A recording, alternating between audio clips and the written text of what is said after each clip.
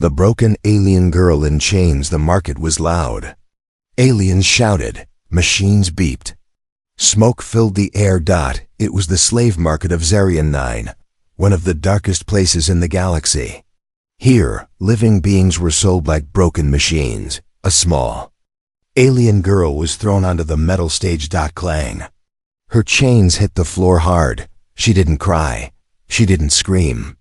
She just sat there, head down, like she had no soul left inside. Her skin was a soft silver blue. Her hair was dark and messy. She looked weak, thin, almost dying. A fat alien trader laughed and kicked her lightly. "She's useless," he shouted. "A broken one, can't even talk anymore." The crowd laughed. "One bottle of liquor," the trader yelled. "That's all I ask, one bottle and she's yours." People laughed louder. Some aliens threw trash at her. One even spit near her feet. The girl didn't move. She just stared at the floor. But in the back of the crowd, one human was watching silently. He was tall, wearing an old coat. His face had scars. His name was Captain Rain, an ex-soldier from Earth. He didn't belong here. But he had come looking for something, or maybe someone. His eyes stopped on the girl. He saw something different, not just her skin or her chains, but her silence. She was not scared. She was not crying. She was waiting. Rain stepped forward. "I'll take her," he said. The crowd went quiet. The trader blinked. "What?" Rain pulled a small bottle from his bag, local liquor from the outer moons. "Expensive stuff. Here, one bottle." "As you asked," the trader laughed. "I was joking, human. She's not worth that." "But you said it," Rain replied. "Serious. I'm buying her." The trader shrugged. "Fine, take the trash. Don't cry later when she dies in your ship." Rain stepped up and gently helped the girl to her feet. She didn't look at him. She didn't say a word. He unlocked her chains. She still didn't move. "Let's go," Rain said softly. She followed, inside Rain's ship. The small spaceship took off from Xerion 9 and entered deep space. Rain guided her to a small room. "Clean, quiet. You can rest here," he said. "There's food on the table, and clothes." Still, no reply. Rain sat down nearby, not looking at her. "I know what it's like," he said. "To be broken. To feel empty." She looked at him, just for 1 second, then quickly looked away. Rain didn't ask her name. He didn't ask what happened.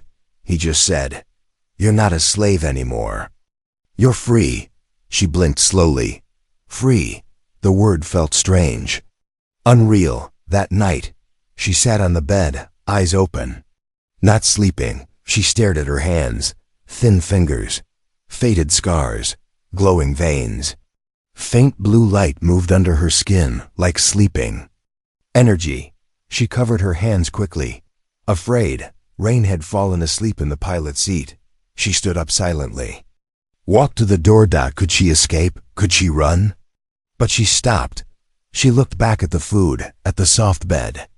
At Rain, the human who didn't touch her, didn't hit her, didn't yell. Something inside her paused. She went back and sat on the bed again. Just before she closed her eyes, she whispered something. So soft, not even the ship could hear. Why? The next morning, Rain woke up and found her sitting in the same place. He brought a cup of water and placed it near her. "I'm Rain," he said. She didn't reply. "I won't ask questions. You don't have to tell me anything. Just rest." She looked at the water, then at him. "Why, help me," she finally said. Her voice was dry, tired. Rain smiled gently. "Because someone once helped me when I was broken." She looked down. "Do you have a name?" Rain asked. She nodded slowly. "Karen," she whispered. "Nice to meet you, Karen. For the first time." Her lips moved. A tiny smile, almost invisible. A human strange kindness. Space was silent. After the noise of chains, shouting, and cruel laughter, silence felt strange to her. Karen sat inside a spaceship, floating among the stars, but she didn't feel free. Not yet. She had been chained for so long. Her wrists still felt heavy, even without the metal. She waited for the pain. The orders. The next slap or scream. But they never came. Instead, she heard something new. Music. A soft tune played in the background. It came from an old radio. A human song, slow, calm, and sad. Captain Rain stood in the kitchen area, fixing something. Eggs, toast, simple food. He didn't look at her. He didn't ask questions. She watched him carefully. Was this a trick? A test? She moved quietly, checking the room. No chains. No cameras, no cages. Just a soft bed, a warm light. And a strange human who had traded good liquor for her life. Rain placed a plate of food on the table near her and walked away. Eat if you're hungry, he said. No one's going to force you. She stared at the food. It smelled real. She touched a piece. Warm. Her stomach growled. She hadn't eaten properly in days. Still, she waited. After 10 minutes, when nothing bad happened, she took a small bite, and another, and another. Soon, the plate was empty. Later that day, Karen found a mirror in the bathroom. She stared at her. Reflection. Thin face. Hollow eyes. Faint silver lines glowing beneath her skin. She looked like a ghost. She didn't recognize herself. She touched her cheek gently, as if checking if she was real. Behind her, the door opened. Rain stood there, holding a clean shirt and pants. Found these might fit. She didn't speak. Just took the clothes slowly.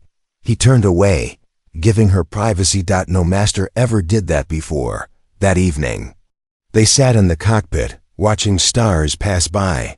She sat on the floor. He sat in the chair. Silence. Then she spoke. You could have bought a better slave. Rain looked at her, surprised. I didn't want a slave, she frowned. Then why me? He didn't answer right away. He thought for a moment. I saw something in your eyes, he said softly. Not fear. Not weakness. Just silence. The kind I know too well. She tilted her head. You were a slave? Rain smiled a little. No, but I've been trapped before. In other ways. He didn't explain more. She didn't ask. Some silences were shared, not broken. Midnight. Karen couldn't sleep. The bed was too soft. The room too quiet. Her fingers glowed faintly again. She hid them under the blanket. She stood up and walked into the engine room. Machines hummed softly. She placed her hand on the engine panel, and it happened again. The lights blinked. The system purred, smoother than before. Her energy had touched the ship. And it liked her. She pulled back, scared. Was Rain watching? No, he was asleep. She looked at her glowing hand. I'm dangerous, she whispered. Behind her, a soft voice replied, No, you're just lost. She turned sharply. Rain stood at the door, half awake. He saw her hand. Saw the glow, but he didn't reach for a weapon. He didn't look afraid. He stepped closer and said, I don't know who you are, or what you are, but I know one thing. She waited, silent. You don't need chains, he said. You need a chance. She blinked, confused. Why do you trust me? She asked. Rain smiled tiredly. I don't, not yet, but maybe. We both need to believe in something again. Karen looked at her glowing hand, then at him. For the first time her eyes softened. Maybe, just maybe. He was right. End scene. Suspense moment. Far away, on a dark space station. A screen blinked. An alien bounty hunter looked at a photo. A blurry image of Karen. Her glowing hand captured by a distant drone.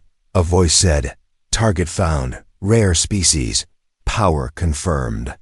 The bounty hunter smiled. Let the hunt begin. The first sign of her power, the stars outside the ship looked calm.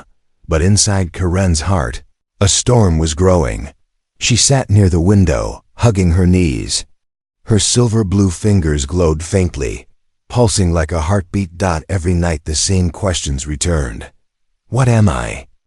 Why did he save me? What if he finds out the truth? Captain Rain walked past her, carrying tools. He smiled gently. We're stopping at a supply station soon, he said. Need fresh water. Maybe a real meal.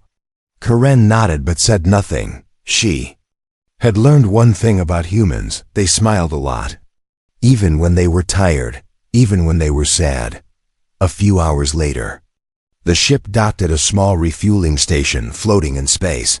Rain went inside alone. Karen stayed back. Sitting near the cockpit. She watched the stars, listened to the soft hum of the ship. And for the first time in many years, she started to feel safe, but peace never lasts long. Boom! A sudden sound shook the ship.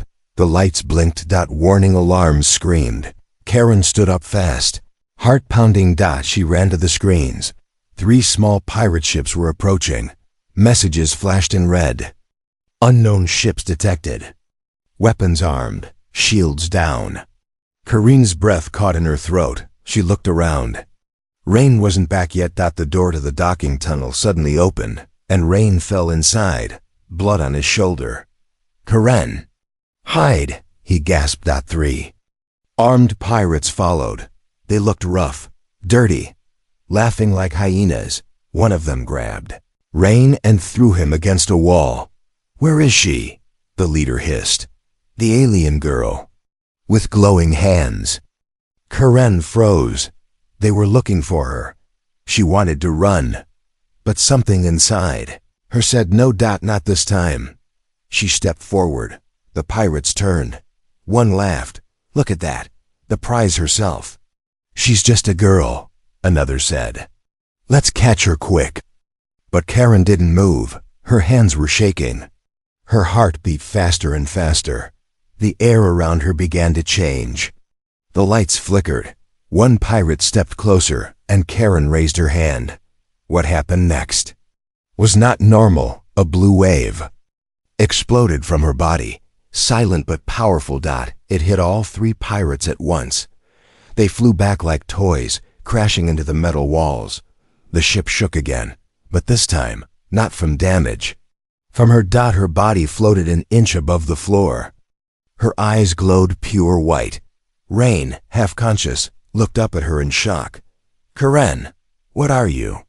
He whispered. She heard his voice. And suddenly, the glow stopped. She fell to her knees, breathing hard. Scared. Minutes later, Rain limped toward her, holding his bleeding arm. She was curled on the floor, covering her face. I didn't mean to hurt anyone, she said, voice shaking. Rain knelt beside her. You didn't hurt me, he said. You saved me. She looked up, tears in her glowing eyes. You're afraid of me now, aren't you? Rain stared at her for a moment. Then slowly he shook his head. I'm afraid for you. Not of you, Karen blinked. Others will come now, he said. Stronger ones, rich ones who want your power. She nodded slowly. I didn't ask for this, she whispered. I know, Rain replied. But we need to find out what you really are before they do. The secrets of her race. Karen stood in front of the mirror again. Her silver blue skin was glowing brighter.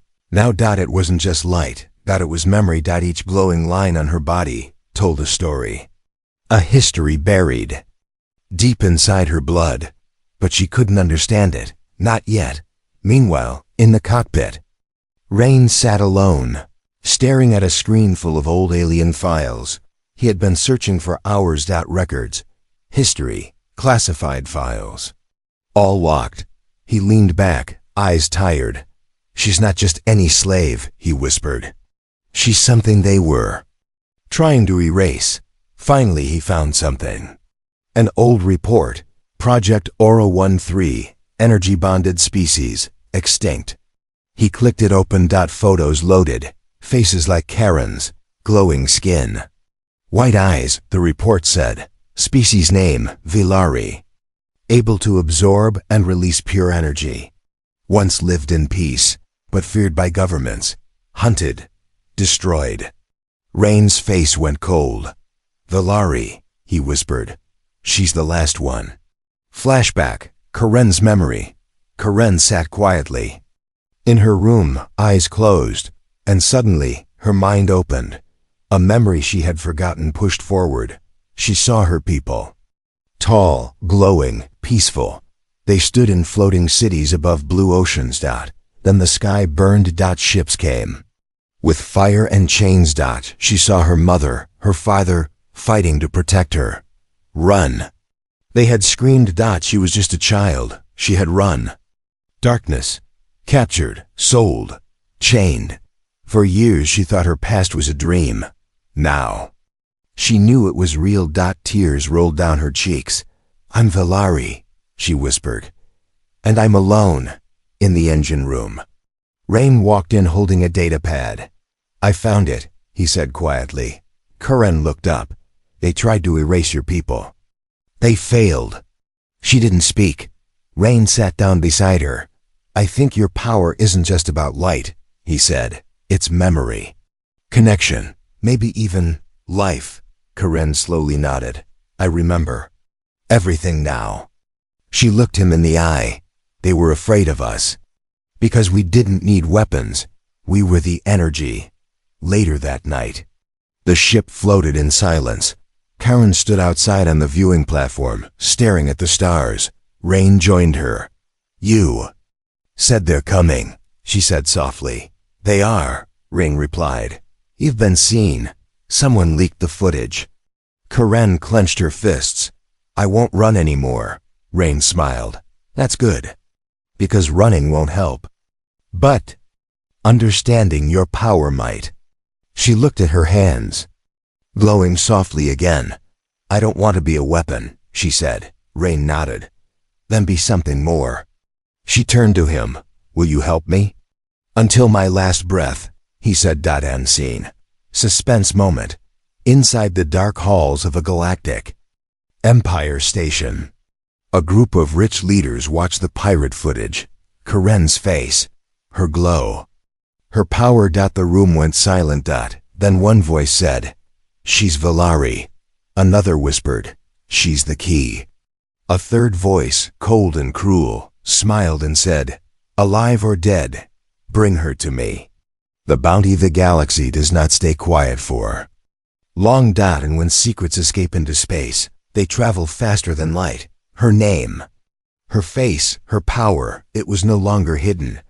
Now every bounty hunter, warlord, black market dealer, and Empire spy had the same message flashing on their screen. Target, Valari female alive or dead. Bounty, 5 million credits. Warning, extremely dangerous.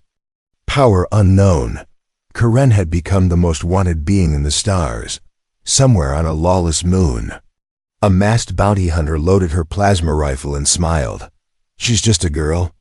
She asked the hologram. No, the voice replied. She's the last of a race that could control pure energy. You don't bring her in, she'll burn the galaxy. The bounty hunter nodded. Then let's turn her light off. Aboard Rain's ship. Karen sat by the window again, but she didn't feel peace this time. She felt the galaxy closing in. Rain walked into the room with heavy steps. They've put a bounty on you, he said. I know, she replied quietly. I felt it, he blinked. Felt it? My kind, we feel danger. Like cold wind inside the bones.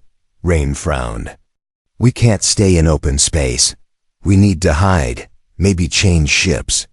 Karen stood up slowly. I don't want to hide anymore. A sudden alarm. The ship's warning lights turned red. Unmarked ship approaching. Weapons locked. 2 more behind it. Surrounding formation. Rain cursed under his breath. They found us. 3 ships, fast, silent, and deadly, closed in. Bounty hunters, Rain said. And they're not here to talk. Karen stepped forward, calm. Rain looked at her. You don't have to fight. She shook her head. I won't run again. Battle begins. The first attack hit the shields. The second cut the engines. Rain tried to steer. Sparks flew from the dashboard. They're trying to disable us, not destroy us, he said. They want you alive. Kareen placed her hand on the control panel. The lights around the ship flickered and then glowed. The ship responded to her touch. You can connect to it? Rain asked. She nodded.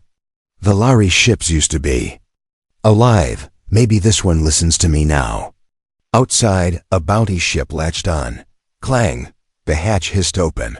Rain raised his blaster. Karen stepped in front of him. No, she said. Let me try. The confrontation, a bounty hunter stepped inside. Tall, armored, sharp. She raised her weapon at Karen. Don't move, the hunter said. You're worth more if you behave. Karen tilted her head. Do you even know what I am? Don't care, the hunter said. Your prophet. Karen's eyes flashed white. The hunter fired, but the blast stopped mid-air. Froze. Glowed. Then turned into light and vanished. The hunter gasped. What are you? Karen stepped forward. I'm not for sale. She raised her hand. The bounty hunter flew backward, slammed into the wall, and passed out. Aftermath. The other two bounty ships tried to escape. Karen looked out the window, eyes glowing brighter than before. The ship's systems jammed. Engines failed. They floated helpless. Rain stared at her, shocked. You're getting stronger. She nodded slowly. And they'll keep coming, she said. More hunters. More greed. Rain clenched his fists. Then we take the fight to them. Karen turned to him. No, she said. We find the others. Others? There were more Valari children. Captured, scattered, hiding. Rain's eyes lit up. You think they're still alive? I know they are, she whispered. I feel them, like stars. Calling home. The final choice. There was a silence inside Karen's heart that even space couldn't match. For the first time since her escape, she wasn't just running, she was leading. And that was more terrifying than being hunted in the dark of hyperspace. Rain lay on the medical bed, unconscious. His breathing was weak. A bounty hunter's poisoned blade had cut deeper than it seemed. Karen sat beside him, holding his hand. He had saved her life. Again and again. And now she was about to lose him, unless she used the power. Flashback. Long ago her people had a rule. Never use the deep light to heal. It cost something. The deep light was rare, ancient, and dangerous. It was the power of the Valari's soul. To use it meant giving up a part of yourself. Forever. It was their final choice. Back in the present. Karen looked down at Ryan. His breath slowed. His heartbeat weakened. She had the power to save him. But at a price. If she used the deep light, she might never be the same again. Her energy, her strength, even her life could burn out. She closed her eyes. Whispers from the past echoed in her ears. You are Valari, you are light, but light can burn. She took a deep breath. I choose, she whispered. Her hands glowed. Brighter than ever before. She placed them on Rain's chest and released everything. Somewhere beyond. Ry and opened his eyes in a strange place. He was floating, surrounded by stars. He saw her, Karen, glowing like a sun, reaching out to him. You came back for me, he said, stunned. I never left. She smiled. Then the stars faded. Back in reality. Ryan gasped. Alive. Breathing. A single Croatsat and sat on the floor, shaking, skin pale, her glow almost gone. You used it, he said weakly. She nodded. You could have died. She smiled softly. You're the reason I learned to live again. Rain reached out and held her hand. Later.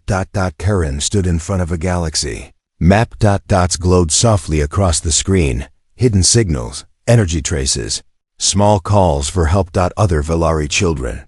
She had found them. They're waiting, she sighed. Rain stood beside her, now healing. But the galaxy is still chasing you, he warned. There's still a bounty on your head, she nodded. Then let them chase. He raised a brow. And what happens when they catch up? She turned. eyes glowing once more. Then they'll see what a free Valari can really do. End scene. Suspense moment. In the darkest part of space, a hidden Empire leader watched a live feed of Karen's light healing a human. She's grown too strong. The leader said. Another voice replied, then it's time. A third voice, robotic and cold, added, activate the final weapon. Bring me the last Valari, or bring me her ashes. Not a slave, but a legend in the beginning. She was a number. A broken girl in chains. Sold for a bottle of liquor. Forgotten. But now, the galaxy remembered her name, Karen of the Valari, and this time she was coming for them, aboard the ship Soul. Runner RAY and adjusted the controls as the ship dropped out of hyperspace. Before them floated a fortress. In deep space, black cold, hidden between dying stars. Inside it, children of the Valari, captured, controlled. I never thought we'd find it, he said quietly. Karen stood beside him, wearing simple clothes.